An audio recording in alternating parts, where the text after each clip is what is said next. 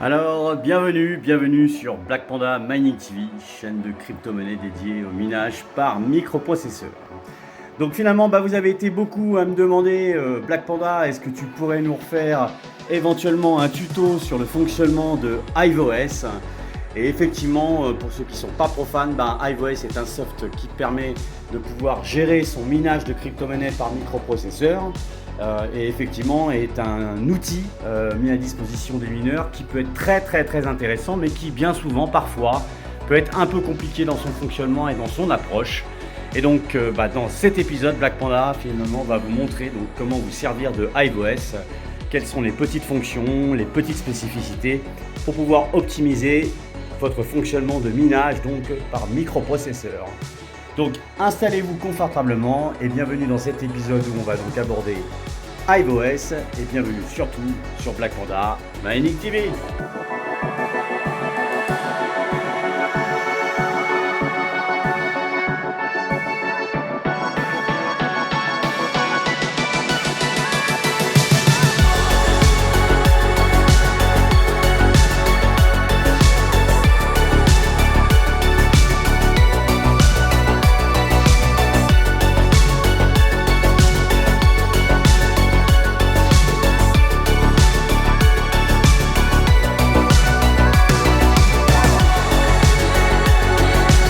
Black Panda Mining is saying the best CPU token in the world is back.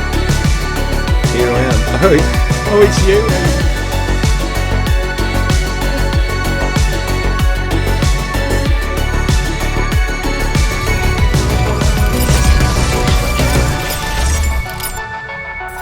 Alors nous voilà réunis dans cet épisode pour pouvoir aborder le software HiveOS.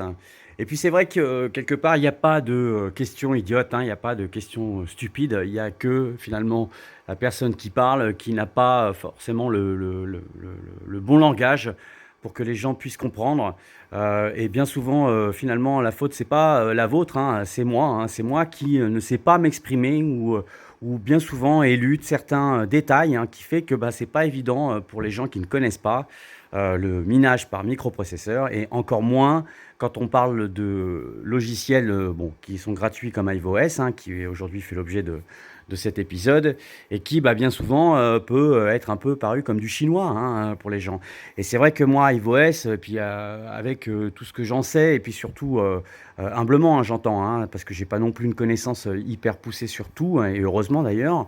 Et puis bon, il y a eu pléthore de tutos. Mais c'est vrai que bon, voilà, on est en 2024 aujourd'hui. Le minage par GPU a disparu. Non, je plaisante quand je dis ça. Mais je veux dire par là, donc c'est vrai que finalement, aujourd'hui, c'est le minage par microprocesseur qui a le vent en poupe parce que les cryptos et les projets sont intéressants, la rentabilité aussi, et que pour manager finalement une ferme, donc ce qu'on appelle une ferme, c'est d'avoir plusieurs microprocesseurs.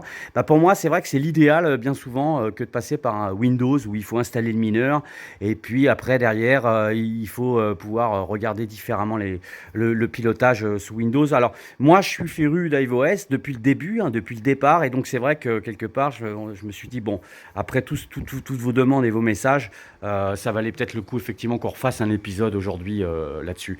Donc on va, comme d'habitude, la faire avec la patte Black Panda, c'est-à-dire à la cool. Cette fois, je vais y aller tout doucement pour que tout le monde puisse capter tranquillou comment ça se passe. Tout simplement, donc pour planter le décor, imaginons que vous avez un microprocesseur ici, puis un deuxième là, et que ces deux-là aujourd'hui, on va appeler ça des workers, des travailleurs, et que donc ces travailleurs du minage de microprocesseurs, du minage de crypto-monnaie, vont finalement être sur un écran et on va pouvoir les piloter à distance et puis on va leur donner des ordres pour leur dire toi tu me ramènes un maximum et toi surtout je veux être millionnaire. Donc bienvenue encore sur cette chaîne de crypto-monnaie sur lequel on mine de la crypto et principalement sur des microprocesseurs. Je fais pas mal de tutos, j'ai un Discord bien évidemment où vous êtes les bienvenus avec une petite adhésion si vous le souhaitez, où on est effectivement à aborder plusieurs thématiques, plusieurs news, où il y a une grosse finalement communauté. Puis on a des équipes, j'ai des gars sûrs à moi qui derrière assurent le taf et je suis très content de pouvoir compter sur eux. Et puis bien évidemment, si vous voulez nous rejoindre, n'hésitez pas. Voilà, donc écoutez, on va passer derrière l'écran et puis je vais tout simplement vous montrer pas à pas comment se passe le pilotage des différents rigs pour miner de la crypto-monnaie avec HiveOS. On va retrouver enfin notre cher HiveOS qu'on aime et qu'on adore, notamment donc dans l'approche du management, je vais l'appeler comme ça, d'une ferme, le management de microprocesseurs, hein, donc d'ordinateurs, de PC, hein, qu'on va mettre à disposition pour pouvoir miner de la crypto-monnaie. Donc HiveOS, finalement c'est un soft qui existe depuis pas mal d'années, hein, qui a révolutionné, je plante le décor, je vous expliquerai après, hein, qui a révolutionné le domaine du minage, hein, parce que quelque part c'est un outil qui est vachement intuitif, je trouve, qui est finalement assez simple, je trouve, puisque moi-même je vais essayer de me remettre un peu dans la peau du petit gars qui un soir sur sa première vidéo dans son chalet avec ses rigs sur le lit, vous parlez déjà de microprocesseurs dans ma première chaîne, et puis commencer à piloter ces 2-3 rigs, je crois à l'époque je devais en avoir, ouais, et sous HiveOS, et j'étais bien content, hein, d'avoir pu tomber là-dessus, parce que finalement je l'ai trouvé assez simple, mais il y avait quand même des petites spécificités pour pouvoir percuter un peu, notamment pour donner des ordres de lancement, hein, quand on a rentré son PC sous forme de worker dans HiveOS, et après on lui donne des ordres, hein, comme j'ai tendance à dire. Alors à l'époque c'était principalement sur l'époque des GPU, hein, donc des cartes graphiques, et puis maintenant c'est devenu sur les microprocesseurs principalement. Le fonctionnement reste le même, avec des indicateurs de performance qui sont assez sympathiques, qu'on peut avoir par worker, donc par PC, et puis de manière générale sur l'intégralité de ces PC là, et puis donc tous réunis ensemble, ça nous fait une ferme. Voilà, donc c'est un terme un peu pompeux, parce que pour moi ferme c'est vraiment quand on commence à avoir 20, 30, 40 ou 50 processeurs. Là aujourd'hui parler d'une ferme quand on a une petite quinzaine, bon, c'est la terminologie, ça n'en reste pas moins un parc, hein, ça n'en reste pas moins un groupe de processeurs qu'on met à disposition, donc en puissance de calcul pour éliminer de la crypto-monnaie. Donc c'est un outil qui est gratuit, qu'on trouve donc tout simplement, je vous laisserai un lien dans la description, sur internet, et puis vous créez un compte avec une adresse email, et puis surtout donc avec un 2FA, vous savez, c'est pour pouvoir sécuriser un peu plus sous Google l'accès à cet HiveOS, parce que bien évidemment on n'a pas forcément envie que quelqu'un prenne la main dessus et puis nous embête. Donc HiveOS a une sécurité assez particulière et qui est très bien d'ailleurs, et donc avec Google, hein, donc sur le 2FA, ça s'appelle comme ça, hein, HiveOS donc vous envoie un code, hein, en fait, sur lequel vous allez scanner avec votre Google comment ça s'appelle, 2FA, hein, ça s'appelle, je sais plus comment ça s'appelle d'ailleurs, je me rappelle de ça. Et puis ce code là, une fois que vous avez rentré votre email, Google Authenticator, voilà, c'est ça. Et puis une fois que Google Authenticator vous donne ce code là, et ça complète l'accès à HiveOS avec votre mot de passe et votre adresse email. Et puis donc finalement vous vous présentez sous cet environnement là, et sur lequel vous voyez on a tendance à retrouver un peu toutes les informations quand on commence à en avoir pas mal de minage. Alors la première section, alors, je vais essayer d'être le plus synthétique possible, on va pas être trop long non plus, on va essayer de la faire un peu comme j'ai l'habitude pour vous mettre à l'aise, hein, surtout vous sentiez à l'aise par rapport à ça. Bien évidemment, alors je fais pas de la pub, j'en ai marre, parce que sinon vous allez vous dire il arrête pas de parler de ça, mais je veux dire, si vous avez vraiment besoin d'un accompagnement, n'hésitez pas à venir sur le Discord, hein, je veux dire, il n'y a pas il n'y a pas de questions bêtes comme je disais en préambule. Je peux pas répondre à toutes les questions, bien évidemment sur cette chaîne YouTube. Moi je suis là pour pouvoir communiquer de l'information, puis après derrière si vous en voulez un petit peu plus, bon voilà, on a des équipes, on a des gens qui sont prêts à aider, hein, derrière. Et puis c'est finalement avec Black Panda, c'est une approche qui est finalement plus humaine, quoi, j'ai envie de vous dire. Alors, une approche plus humaine qui coûte 3 USDT, voilà. Bon bref. Alors donc une fois que vous avez vos différents workers, alors déjà comment on se rajoute un worker? Donc vous voyez, quand vous allez vous télécharger HiveOS, il va falloir, si vous voulez, déjà vous créer un worker sous HiveOS, donc un travailleur. Donc là vous allez sur le plus, Et puis quand vous allez sur le plus, vous voyez, il vous met ajouter un worker ou ajouter un portefeuille, etc. Ou un utilisateur de confiance, ça c'est si on veut donner la main à quelqu'un à distance qui s'y connaît très bien, qui pourrait manager pour vous les choses. Mais bon, on en est loin du compte dans ce genre de souhait. Même moi-même, je serais loin du compte de vouloir demander quoi que ce soit à qui que ce soit là-dessus. Bon, donc vous faites ajouter un worker, et puis là, il va vous proposer donc soit, alors les ASIC, on n'en parle pas, hein, c'est des grosses machines pour miner de la crypto à grosse vitesse et puis avec des grosses performances, mais derrière c'est eux qui cassent un peu le minage, hein, bon bref. Et puis là ici vous avez à ajouter un rig, hein, donc add en anglais, add rig, et puis vous avez GPU, CPU, hein, ou HDD, puisque HDD c'est des disques durs, et notamment ça servait pour miner du Chia, hein, qui est une crypto assez aussi anthologique, hein. Bref, donc vous cliquez dessus, et puis quand vous cliquez dessus, il vous donne le choix, alors donc sur trois thématiques ici. Alors moi il y a, bon, j'ai l'habitude, mais j'ai toujours tendance à prendre comment on appelle ça, cette option là, parce que j'ai Balena Ekshare. Alors Balena Ekshare, je vais vous montrer parce que je me le suis installé. C'est un outil qui permet de flasher le programme iVOS une fois que vous êtes téléchargé le programme iVOS. Balena Ekshare en fait est un flasher, est un logiciel gratuit, hein. Tout est gratuit, hein, d'accord, vous inquiétez pas. Jusqu'à 4X c'est gratuit, et après pour un rig supplémentaire en minage de microprocesseurs, je crois de mémoire que c'est pas loin de 2 centimes par jour, voilà, par rig, hein. Donc vous voyez, c'est complètement dérisoire, hein. Et puis il y a aussi, je vous rappelle, rebelote, j'ai l'impression de me répéter, mais c'est vrai que sur les nouvelles générations qui ont des iGPU, iVOS ne surfacture pas le minage quand le fait qu'ils aient un iGPU, hein, donc les processeurs. Donc ils sont pas dans une flysheet, ils sont pas utilisés, la taille est beaucoup trop petite, donc iVOS ne les prend pas en considération dans la facturation en tant que rig GPU. Donc vous êtes bien à un coût qui est au ras des pâquerettes pour ce qui est de l'utilisation de vos différents rigs que vous rentreriez dans ce software. Donc si vous voulez, Balena Ekshare en fait, qui est un programme qu'il va falloir vous mettre en parallèle, va vous permettre de flasher ce programme là sur une clé USB.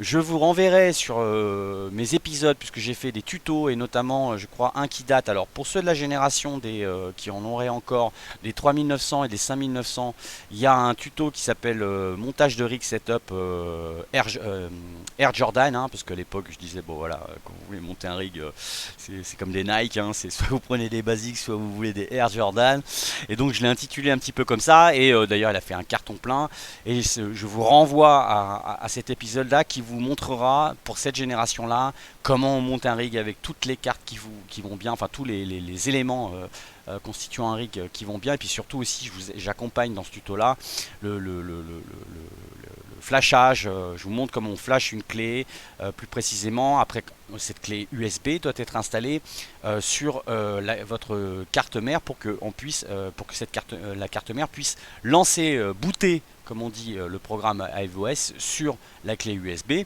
Et puis vaille que vaille, ça va démarrer. Je vous montrerai une petite fenêtre une fois que le programme se lance, pour pouvoir rentrer dedans après. Donc on a besoin de Balena Ekshare pour flasher cette carte là, et puis cette clé USB là. Il faut pas une clé, de merde, hein. Il faut vraiment une bonne clé USB. Donc c'est du minimum 3.0. Pourquoi? Parce que en termes de vitesse d'écriture, ça va beaucoup plus vite, et que quand vous changez de feuille de route et où vous devez upgrader votre programme iVOS, parce qu'il y a des versions qui sont updatées assez régulièrement, notamment par l'apparition de nouveaux mineurs à l'intérieur d'iVOS qui proposent de miner tel ou tel crypto avec tel ou tel avantage. Bon, ça c'était un peu à l'époque des GPU. Maintenant, pour ce qui est de la partie CPU, il y en a beaucoup moins. Il y en a même où on demande de rétrograder de version, parce que par exemple pour un Cubic qui a une librairie de données à l'intérieur de iVOS qui nécessite d'être téléchargé, Cubic par exemple doit s'installer sur une version d'iVOS qui est finalement moins nouvelle que l'ancienne qu'on a besoin d'avoir. Néanmoins, quand vous utilisez Balena Ekshare, il suffit tout simplement d'aller sur Flash from Field. Quand vous cliquez dessus, vous allez sélectionner le programme iVOS que vous avez téléchargé au préalable. Et puis après, vous n'avez plus qu'à sélectionner votre clé USB, puis vous envoyez au flashage. Quand c'est terminé, votre clé USB, après, vous la mettez de côté.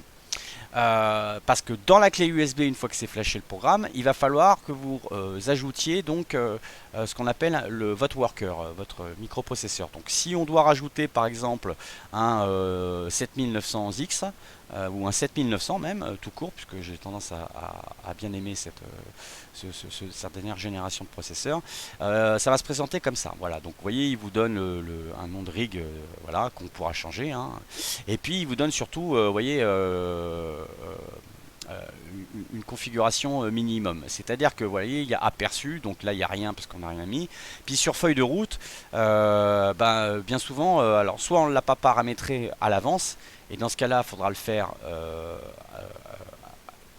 quand le rig se sera mis, ou alors vous pouvez la préparer avant pour que une fois que vous allez pouvoir glisser le fichier de configuration là qu'on va tout de suite télécharger, vous pourrez glisser après ce fichier de configuration directement sur votre clé, d'accord, via Windows, sur votre clé USB, et puis quand vous aurez glissé ce petit fichier là dans la clé, c'est bon, elle sera prête, vous n'aurez plus qu'à la glisser directement dans votre carte mère, et là boum, ça va partir au minage, et vous retrouverez votre worker sur le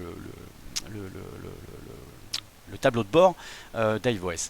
Donc là par exemple la feuille de route, hein, pour ce nouveau worker que je vais mettre en place, on peut très bien lui dire bah tiens, en ce moment ce qui est pas mal, c'est de taper du dual mining, hein. Donc justement je vais vous montrer comment on mine aujourd'hui dans cet épisode iVOS deux cryptos en même temps, et donc là j'ai rentré avant au préalable mes portefeuilles. Donc pour rentrer un portefeuille, je vous remontrerai vite fait comment on fait pour pouvoir après derrière les intégrer dans une feuille de route, hein, donc dans un ordre, et qui derrière pourront être donc utilisés pour aller donc miner la crypto-monnaie sur une pool avec un mineur spécifique, et tout ça réuni dans une seule feuille de route.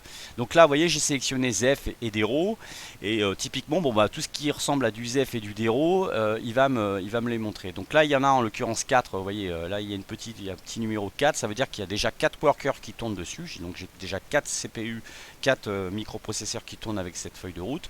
Et là bah, je vais appuyer sur la fusée pour envoyer donc cette feuille de route directement sur mon nouveau worker.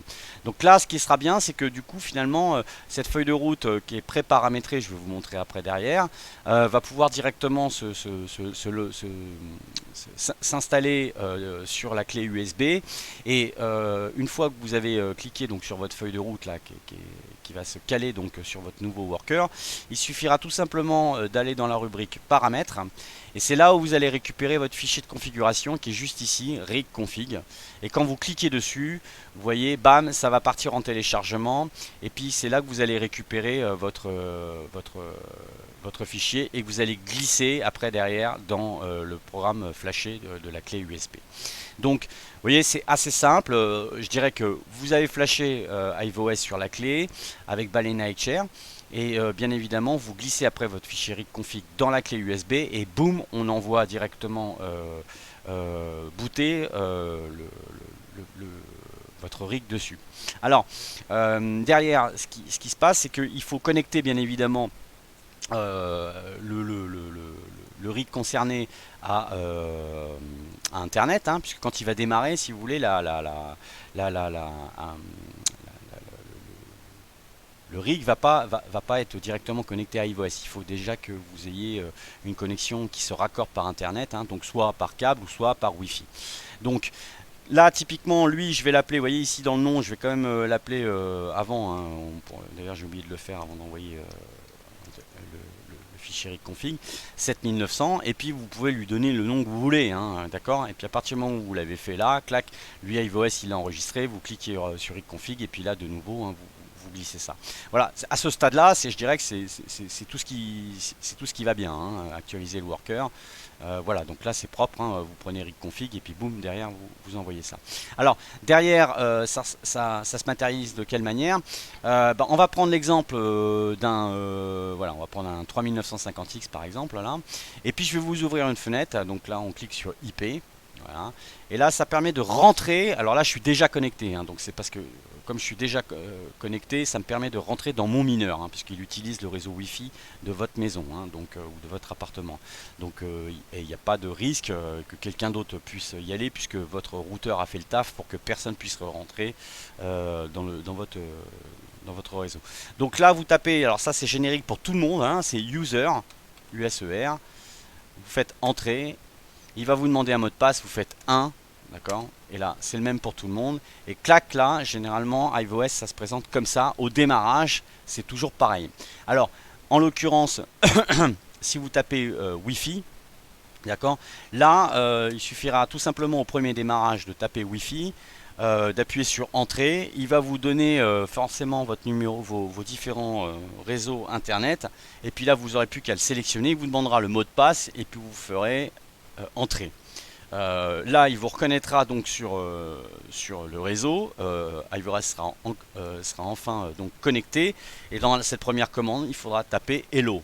Hello en fait ça va vous permettre de raccorder tout simplement votre rig à iOS et d'aller chercher la feuille de route qu'on a pré-paramétrée avant pour qu'il puisse se lancer. Donc à partir du moment où vous avez appuyé sur, vous avez tapé Hello, boum, il va se raccorder directement à iOS, et puis il va vous donner les indications suivantes, voilà, ok. Et puis à partir de ce moment-là, une fois que c'est connecté, qu'il est allé chercher le raccord, on n'aura plus qu'à faire MOTD, WATCH, mode TD Watch. Ça nous permettra de regarder à l'intérieur, de voir si ça mine ou pas, si tout se passe bien. Et là on voit que effectivement c'est en train de miner, puisque là j'utilise le dual mining, hein, donc avec un mode avec Dero Luna Miner, hein. Vous avez vu mon dernier épisode je pense sur le dual mining qui permet de miner du Dero, et puis quand sa difficulté est trop importante, boum, il switch directement pour pouvoir miner du Zephyr. Alors là d'ailleurs on voit que j'ai un load average, un LA, hein, qui est très important à surveiller, parce que quand ça vraiment dépasse, faut savoir qu'on a 32 frids, donc généralement quand on est au-dessus d'un 35, 36, forcément ça commence vraiment à saturer et ça peut planter d'un coup, hein. Donc c'est peut-être aussi parce que j'ai engagé un nombre de frids, de threads assez important sur mes microprocesseurs, qui fait que j'y vais peut-être un peu trop fort. Voilà. Donc moi je pourrais réduire un peu la voilure et lui demander de calmer un peu le jeu en descendant le nombre de frids, de threads que je mets à disposition pour ce minage là, mais concrètement j'ai vu qu'il n'y avait pas trop de plantage, et donc du coup je le laisse aller, ça me pose pas trop de problème. Mais toujours bien vérifier son LA, son load average, hein, pour qu'il soit pas trop haut, hein. Et puis bien évidemment quand il est un peu trop haut, c'est que vous avez engagé un peu trop de trade, encore une fois sur la feuille de route, et je vais vous montrer d'ailleurs comment on peut interagir là-dessus sur le nombre de trades.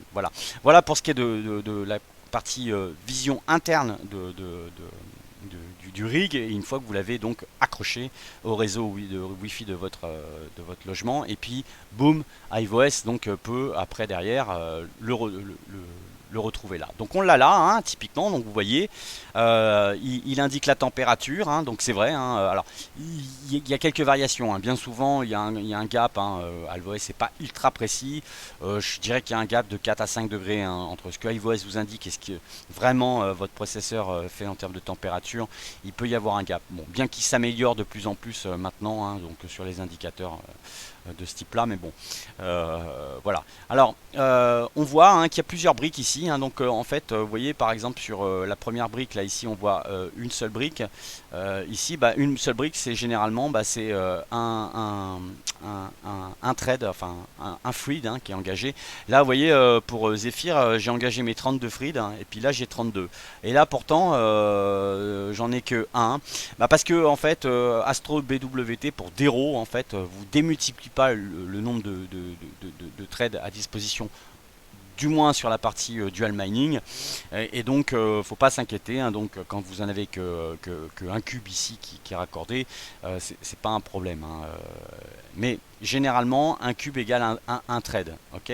Donc quand vous mettez 12 trades ou 24 trades, vous avez vos 24 cubes ici, et puis chaque trade finalement est indiqué là ici en vous donnant chaque trade à peu près le nombre de hash qui traite.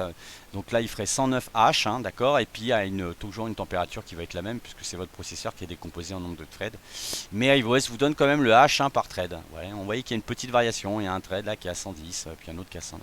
Voilà. Alors, après derrière, hein, bah, il arrive à vous tirer une courbe, hein. Donc après une courbe soit en randomix en fonction de l'algo que vous minez, soit du Astro WT qui est l'algorithme pour Dero, hein. Et puis donc ça vous donne à peu près une moyenne, hein. Donc vous voyez quand là on est sous randomix, vous parcourez ici, vous donne ici les vitesses, hein, et puis l'heure, et puis la date, hein. Donc c'est pas mal, hein, quand même. Et puis bon, sur Astro WT pour ce qui est de Dero, et ben là c'est pareil. Donc là on voit qu'il s'est arrêté ici, ben, comme on est en dual, ça veut dire qu'il y a eu une grosse difficulté sur Dero. Et puis quand elle a diminué, bah boum, il est reparti. Donc bon, ça c'est le fonctionnement du dual mining, hein, en lui-même. Et puis d'ailleurs, bah, Black Panda vous annonce, mais je pense que vous avez dû le voir, que Dero fait une surperformance, hein. Donc on a cartonné, on a fait x2 avec Dero, hein. Donc c'était la fête, hein. Donc merci, je sais, j'ai eu aussi beaucoup de messages pour ceux qui utilisent le Black Panda mineur sur Dero, hein, en one click, hein. Bien évidemment, j'ai fait un épisode, donc pour ceux qui ne connaissent pas, je vous invite à y aller. On le savait, hein, mon padawan qui s'occupe du salon Dero, hein, pour accompagner tous les gens qui ont besoin d'avoir des conseils sur Dero. Cyril est un féru de Dero, hein, et donc lui savait, hein, que effectivement Dero allait surperformer, mais et encore on n'est qu'au début, puisqu'on savait qu'un Dero peut faire du 10 USDT par Dero. On en était qu'à peine 2,4 USDT, puis aujourd'hui il est passé à 4,60, hein. Donc encore une bonne crypto, et qui mérite d'ailleurs, puisque le projet est sympa. Voilà pour la parenthèse. Alors pour la feuille de route, comment ça se passe? Bon bah voilà, quand vous voulez miner une crypto, déjà la base de la base, c'est quand vous voulez miner une crypto. Si vous me suivez bien, vous suivez mes actualités. Bon bah là on a vu que dernièrement Dero, c'était une crypto qui était sympa. Donc vous allez sur le site Mining Pool Stat, et puis sur le site Mining Pool Stat, ce soit Dero ou Zephyr, hein, d'ailleurs on peut taper aussi Zephyr. Et puis si vous tapez Zephyr, vous voyez, on clique là, puis on retrouve Zephyr. Alors Mining Pool Stat sert à quoi? Bah souvent à identifier les différentes pools sur lesquelles on peut aller miner la crypto concernée. Donc là en l'occurrence pour Zephyr, c'est Hero Miners. Donc quand on clique sur Hero Miners, la pool, hein, et ben généralement la pool nous dit, ben, si on descend un petit peu plus bas, comment miner, comment aller chercher comment on appelle ça, comment aller chercher son adresse. Donc quand vous faites start, ici, là vous voyez, alors il faut regarder toujours un endroit où c'est le plus proche de là où vous êtes, parce que derrière, en fait, si vous voulez, il y a ce qu'on appelle des pings, hein. C'est-à-dire que on peut appeler ça de la latence, hein. Si vous voulez, plus le serveur de la pool est éloigné, plus vous allez avoir du timing entre le moment où vous cherchez un bloc et au moment où vous calculez, et au moment où finalement vous trouvez la solution. Plus c'est éloigné, bah, finalement, plus vous perdez en chance d'être au plus proche de la solution d'un bloc, hein. C'est le principe du minage. Et donc il faut toujours être le plus proche de là où on est. Et donc là en l'occurrence, bon, bah, sur les différentes poules qu'on voit qui sont éclatées un peu partout dans le monde, ça reste la poule allemande qui est la plus proche. Et donc il suffit tout simplement ici de vérifier l'adresse du serveur, et puis on voit qu'il y a un port en face. Et puis le port est généralement lié à un niveau de difficulté, hein, qu'on voit. Donc quand on a des gros H ici ou des petits, on prend ce port là, et puis quand on dépasse un certain niveau d'hash rate, il nous indique un autre port. Mais bien souvent les pools recalculent automatiquement, si vous voulez, la difficulté. Donc tel ou tel port, on s'en fiche. Mais généralement, autant toujours démarrer sur la difficulté la plus petite, parce que dès le départ, ça vous permet de pouvoir drainer un maximum de share, donc de tokens. Donc on prend tout simplement cette adresse là, et puis le numéro du port, et puis quand on va la rentrer dans une feuille de route, hein, on va le matérialiser avec cette adresse là, 2 points, hein, sans espace, et puis tout de suite, clac, on colle l'adresse du port. Donc ça se traduit de cette manière là. On revient sur HiveOS. Je demande juste un instant, parce que là, comme je tourne la vidéo, c'est un peu long. Voilà. Donc on va créer sa feuille de route. Donc pour créer sa feuille de route, alors il faut enregistrer d'abord le portefeuille, hein, d'accord. Vous enregistrez d'abord dans la section portefeuille vos wallets, hein. Donc si vous avez une wallet, je ne vais pas refaire tout le descriptif de comment se télécharger une wallet, mais c'est assez simplement, quand vous avez la crypto, elle vous donne un portefeuille, une wallet, hein, et puis une fois que vous avez créé un mot de passe et une adresse de portefeuille, bah, ça vous permet de capter ici l'adresse, hein. Donc pour les petits curieux, ils pourraient essayer de voir, mais bien souvent, comme c'est deux cryptos qui sont hyper qui sont dans la privacy, il y a impossibilité de tracer les échanges qui peuvent se faire avec ces deux adresses là. Donc que ce soit soit sur Zephyr ou que ce soit sous Dero, vous pouvez toujours vous amuser à savoir quels ont été les fonds, c'est intraçable. Donc c'est un peu l'enjeu de la privacy, c'est pour ça que ce genre de projet marche bien, notamment sur Dero. Et alors donc du coup, on va ici donc faire modifier. Donc vous êtes enregistré vos deux portefeuilles, que ce soit le Dero et Zephyr, puis on les retrouve bien évidemment ici après. Et puis là au niveau de la rubrique, alors pour Dero, en fait, donc, comme c'est un mineur qui vient d'arriver, comme je vous expliquais dans mon épisode en dual mining, qui se télécharge directement via une ligne de commande sur le mineur, et c'est cette ligne là qu'il faut tout simplement copier et coller. Et puis une fois que vous la collez ici, l'adresse du mineur, tout se met déjà en place, donc l'intitulé, l'algorithme. Et puis là par contre, vous voyez, il y a un point d'exclamation, donc Welsh, ça veut dire que c'est la wallet. D'accord, donc il faut le mettre, il va les piquer sur la wallet. Et puis worker names, c'est le nom du rig que vous avez fait. Donc on l'a vu tout à l'heure, je l'ai appelé 7900. Donc ça permettra, si vous voulez, ces deux fonctions-là, de pouvoir retrouver l'identification sur la pool de votre wallet quand vous minez, pour pouvoir donc voir les indicateurs de où est-ce que vous en êtes. Et puis le worker name, c'est de voir quel crypto. Alors donc justement, je vais finir après. Et puis là, vous mettez bien évidemment l'adresse de la pool. Alors là, on était sur Dero, donc il faut indiquer l'adresse de la pool ici, que vous avez. Donc de la même manière pour Zephyr, je vais vous montrer après. Et puis là, comme c'est du dual mining, Dero Luna Miner dit qu'il faut mettre dans des arguments de configuration supplémentaires deux traits XMRig pour qu'il puisse aller piquer derrière Dero Luna sous XMRig pour faire son raccord sur XMRig. XMRig qui est donc un mineur qui mine beaucoup de crypto-monnaies. Et derrière, au niveau de Zephyr, vous voyez, là j'ai choisi donc Hero Miner, et puis j'ai choisi XMRig, d'accord, qui est un grand champion, un bon mineur pour miner de la crypto, alors du Ghost Rider, du RandomX, du Kryptonite. Il couvre bien souvent les trois quarts des algorithmes, et puis c'est surtout aussi qu'il y a des lignes de commande qui sont automatisées, notamment celle-ci en CPU configuration, qui permet bien évidemment, bien souvent, d'éviter de se prendre la tête sur plusieurs paramètres. Alors le huge page, en fait, si vous voulez, ça c'est si vous voulez, ça vous permet d'avoir c'est un calcul qui vous permet des opérations d'efficacité, en fait. C'est un code algorithmique en fait derrière qui est fait, mais il n'y a pas besoin de faire des études, notamment par rapport à tel ou tel processeur.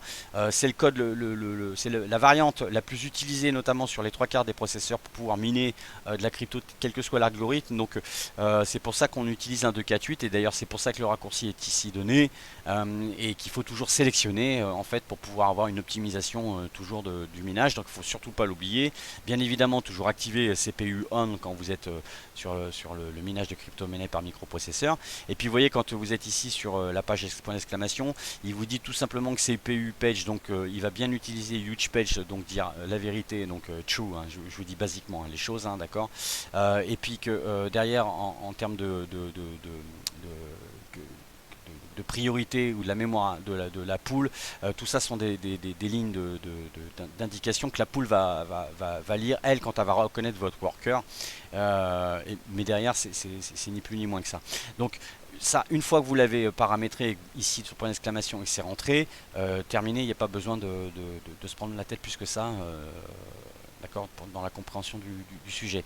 En l'occurrence, je le dis assez régulièrement, mais sur la partie donation, parce que c'est des mineurs qui prennent des commissions au minage, vous voyez que si par défaut là c'est donate level, donc c'est le niveau de donation à 5, donc 5%, donc non, et donc faut pas hésiter quand vous cliquez, vous le choisissez, vous cliquez tout simplement la claque, ici vous y mettrez à 5, et vous mettez 1, vous pouvez pas mettre 0, c'est 1, c'est le minimum, donc voilà. Et puis donc je vous renvoie à mon dernier épisode, mais effectivement il y avait une ligne de commande assez particulière pour pouvoir miner en double cette crypto là, donc il faut rajouter les lignes de commande ici en dessous pour pouvoir les indiquer. Derrière, dans le fork du mineur, c'est important en fonction de la crypto que vous minez, vous pourriez très bien laisser XMRig pour les trois quarts des cryptos. Puis pour Zephyr, bon, ils ont fait un fork particulier, donc il ne faut pas hésiter à le mettre quand vous êtes sur du Zephyr. Puis à partir du moment où vous envoyez ça, vous voyez finalement votre feuille de route, elle est prête, elle est lockée, donc on a rentré le portefeuille, on lui a préconfiguré les adresses, et puis bien évidemment au niveau des différents des différents mineurs, on lui a spécifié comment et quel mineur prendre. Et alors, comme je vous disais, comme on mine du Zephyr, on le retrouve sur la pool ici, ici AeroMiner 2 points. Quand vous allez tout simplement après avec votre adresse de portefeuille sur la pool, vous n'avez plus qu'à taper tout simplement l'adresse ici, là, quand vous allez sur Home. Euh, Hop, vous descendez, mais après, la plupart des pools sont toujours organisés de la même manière. Il y a toujours une rubrique avec une wallet, hein, et puis là, vous n'avez plus qu'à appuyer sur la loupe, et puis là, il vous donne directement la vitesse moyenne, hein, donc de la puissance de calcul que vous mettez à disposition pour cette crypto. Et puis bah, derrière, ça vous permet, elle vous donne aussi journalièrement, donc ce que vous arrivez à grappiller hein, tous les jours. Et puis on voit que le dual mining, finalement, avec cette vitesse à peu près moyenne, hein, là, donc sur tous ces processeurs, c'est 4, hein, c'est 4 petits processeurs que j'ai mis à dispo, qui minent du Dero et du Zephyr. Et ben finalement, donc vous voyez, le worker name, hein, c'est ce qui nous permet de voir ici là le nom que j'ai donné hein, sur mon rig. Et donc voilà pourquoi l'importance de mettre un worker name dans un HiveOS, c'est parce qu'on le retrouve sur la pool ici avec son nom, qu'on a le hash rate moyen, hein, et puis sur une heure, etc. Et puis bah, derrière, ça vous permet aussi de voir voilà, où est-ce que vous en êtes dans votre hash, hein. Et puis surtout aussi ça vous permet de voir au niveau de vos paiements, hein. Et puis donc là on voit que j'ai été payé hein, donc à peu près donc tous les jours, hein, tous les 24 heures, hein, donc je suis rémunéré de 0,10 F pour ces 4 petits processeurs. Et puis on peut voir que bah voilà, mon gain moyen par jour c'est 1,76$ par jour pour ces 4 processeurs, mais je gagne beaucoup plus du côté d'Hero, puisque en plus le cours a explosé du Dero, et que le principal hash rate, volume de hash rate est orienté sur Dero. Donc je dirais que ça c'est les petits 30% supplémentaires qui viennent agrémenter mon minage. Et si on revient donc sur la partie HiveOS, et ben derrière bah, vous voyez donc HiveOS nous donne bien donc la totalité de ce que je vous expliquais. Et puis je dirais que les trois quarts du fonctionnement sont d'ores et déjà abordés. Et puis quand on revient sur la ferme hein, en elle-même qui réunit tous ces différents processeurs, bah, ça vous permet de voir l'intégralité donc de vos rigs, hein, donc de vos processeurs qui minent, et ce pour telle ou telle crypto. Alors il y a une fonction qui est assez marrante, c'est notamment si je voulais par exemple envoyer tout d'un coup, alors on peut rentrer une feuille de route à l'avance. Et puis une fois qu'on s'est rentré une feuille de route à l'avance, sur le même format que je vous explique là, eh ben, on peut lui demander d'envoyer tous les workers. Par exemple, si Black Panda vous dit il y a une super crypto qui vient de sortir, faut y aller les gars, je vous montre comment ça se passe. Eh ben, vous avez suivi donc mon épisode, vous avez vu comment on a rentré une feuille de route, elle est prête. Et puis bah, plutôt que de le faire un par un, bah, vous allez là ici sur cette sélection là, sur tout. Vous voyez, il vous sélectionne tous vos workers d'un coup. Et puis bah, derrière, vous allez aller ici là, sur feuille de route, hein, là, sur la petite fusée. Et puis généralement, donc sur cette fusée là, bah, elle répertorie toutes les feuilles de route que j'ai pré-paramétrées par token. Donc vous voyez que j'ai eu rentré beaucoup de crypto-monnaies. Et en l'occurrence là, bah, comme je vous disais, si Dero, là je disais Dero a fait x2, et que là ça vaut le coup d'envoyer la sauce et d'envoyer tout sur la lune sur du Dero, et ben il me suffit tout simplement moi de rechercher ici dans les différents tokens que j'ai la crypto Dero, et puis bah, dès que j'ai identifié la crypto Dero, et ben j'ai plus qu'à lui dire bah, tiens sur effectivement la crypto Dero, qu'est-ce que j'avais enregistré comme feuille de route. Donc j'avais toutes ces feuilles de route là, et puis bah, si j'ai la dernière feuille de route Dero, alors soit en solo, soit Dero seulement, ou soit Dero avec une autre crypto. Et puis bah, il me suffirait tout simplement de lui demander bah voilà, vas-y envoie Dero à fond la caisse là, par exemple sur celle-là. Bon bah là c'est du Zef, hein, bon, admettons. Je cliquerai dessus, et puis là il va me demander est-ce que tu veux l'appliquer pour les 11 workers. Je fais appliquer, et boum, il m'enverra le minage donc de la feuille de route pour tous les processeurs. Donc ça c'est quand même assez pratique, j'avoue. C'est vrai que c'est pour ça aussi que j'aime bien j'aime bien HiveOS. Et puis alors pour la partie règlement, donc il vous indique toujours où est-ce que vous si vous êtes bon ou pas. Donc vous voyez, bon, moi j'ai mis un solde qui est de 9$ actuellement, donc et ça fait un bail que moi j'avais peut-être mis 10, ou non, mais ça coûte vraiment rien du tout, c'est dérisoire. Donc bon, là on voit quand même que c'est à peu près dans les 20 centimes par jour, tout réuni.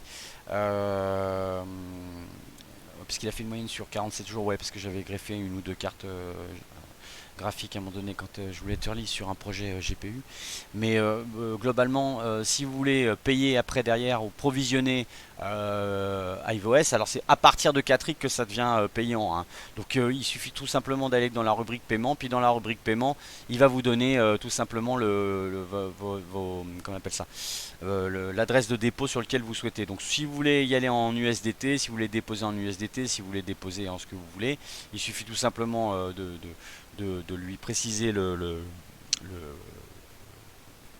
la monnaie dans laquelle vous voulez faire votre dépôt, puis vous l'approvisionnez directement, et puis à partir de ce moment-là, il sera OK sur, pardon, sur votre solde, et puis ça tournera tout seul de manière générale.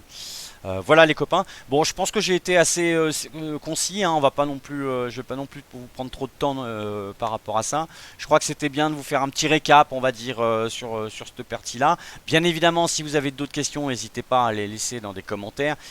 Puis surtout, nous rejoindre, bien évidemment, sur le Discord si vous souhaitez un accompagnement un peu plus proche, notamment sur l'utilisation donc de iOS et du moins de ces feuilles de route, comment ça se passe. Mais enfin, je pense que là, je pense que ça devrait aller, hein, n'hésitez pas, hein. De toute façon, on est là pour, et puis je sais que ça peut être un peu compliqué au départ, hein. Mais dans la plupart de mes épisodes, j'ai tendance à bien montrer sur telle pool aller, récupérer l'adresse de la pool, récupérer le portefeuille, l'enregistrer sur iOS, et puis une fois qu'on a fait les deux, je vous montre comment envoyer cette feuille de route là, et puis derrière pour pouvoir retrouver donc tous nos petits de manière générale sur le tableau de bord. Je finirai peut-être juste avec une dernière fonction qui est assez intéressante. C'est la version statistique d'iOS qui est en mode public, que je trouve assez sympa, et notamment ça nous permet de voir un peu la photo à l'instant T, donc dans le monde, hein, de ce qui est miné et quelle est la répartition au niveau mondial de qu'est-ce qui est miné, quel type de crypto est miné dans le monde avec iOS.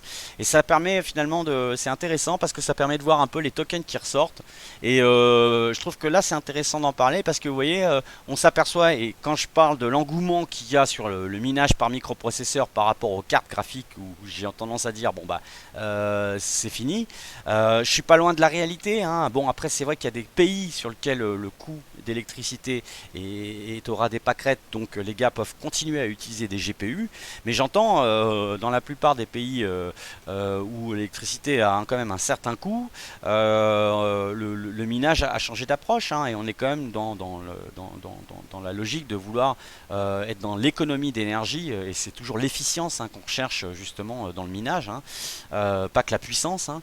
Donc quand je parle d'efficience, c'est-à-dire la consommation au ras des pâquerettes, parce que forcément on paye EDF, hein. Et là on voit bien que vous voyez c'est du ZEF, hein, à plus de 16%, qui est miné principalement aujourd'hui sur iOS. Et derrière je dirais c'est Cubic, hein, Cubic qui arrive, hein. Et alors vous allez me dire bah non, Black Panda c'est Alf. Bah non, parce que Alf est à 8%, mais si vous regardez bien il y a du Cubic ici qui est géré à 4%, et puis un autre petit Cubic ici qui est à 3%. Donc allez, c'est parce que là je me suis un peu enflammé, on est à 7%, hein. Donc effectivement il y a Alephium, qui est une crypto qui se mine en GPU principalement, mais qui bouffe énormément de consommation d'électricité, hein. Bon, anyway, j'ai envie de vous dire, c'est pas trop mon périmètre, moi, les tokens en GPU. On a du ETC, hein, Ethereum classique, qui est aussi du GPU à 4%. Mais on voit bien que Cubic, hein, qui se mine aussi en GPU, mais où, je rappelle, c'est quand même les processeurs qui sont beaucoup plus efficaces, beaucoup plus efficients que les cartes mères, qui rapportent, hein, et donc on le voit bien en top 3, hein, d'ailleurs, ici, en termes d'algorithme, hein. Alors, d'ailleurs, ils mettent GPU parce que c'est vrai qu'historiquement, iOS, c'était quand même à la base au départ GPU, hein. Mais on voit que la tendance s'est radicalement changée, et bien évidemment on voit après derrière d'autres cryptos, on a encore les tâches, des choses comme ça. Le SHA 256, c'est le Bitcoin, hein. Et puis finalement on voit que bon, Bitcoin n'est peut-être pas forcément miné en utilisant iOS pour pouvoir piloter son hashrate, mais enfin bon, voilà. Et puis ça nous donne aussi là la répartition. Alors là c'est des répartitions généralement par carte graphique, Voilà. Après là, c'est ce que je vous expliquais, comme il y a plein de mineurs, je serais pas surpris, bah voilà, qu'XMRig soit le premier, hein, donc XMRig New, donc pour la partie microprocesseur. Alors bien sûr aussi XMRig peut miner avec des cartes graphiques, mais généralement non. C'est quand même plus du XMRig New, et on voit que la rubrique custom là, donc la personnalisation, c'est parce que là c'est Cubic hein, qui revient avec un mineur propriétaire, un mineur particulier, où on passe par la rubrique custom, vous voyez. Et qui est à 11%, hein, donc. Et l'oil miner qui est un bon mineur, hein, qui est d'ailleurs souvent utilisé pour le minage par GPU, hein, vient juste derrière, mais on est quand même pas loin du simple au double, hein, donc ça montre bien finalement cette grosse tendance du minage par microprocesseur. Mais on voit quand même que bon voilà, il y a encore des bastions dans le GPU, voilà, qui utilisent iVOS. Voilà les copains. Donc bah écoutez, c'était l'épisode iVOS un peu plus en détail, les petites particularités, spécificités, qui j'espère ont pu vous éclaircir un petit peu plus les idées sur quel est ce software pour pouvoir miner de la crypto-monnaie, comment on s'en sert un petit peu. Et puis bah, bien évidemment, n'hésitez pas à poser vos questions si vous en avez, bien évidemment, que ce soit ici ou sur le Discord. Et puis on se dit à très bientôt, hein, à très bientôt pour les prochains épisodes, hein, qui seront certainement sur des balles crypto, ou probablement aussi sur du hardware ou des tutos. Prenez bien soin de vous, surtout, hein.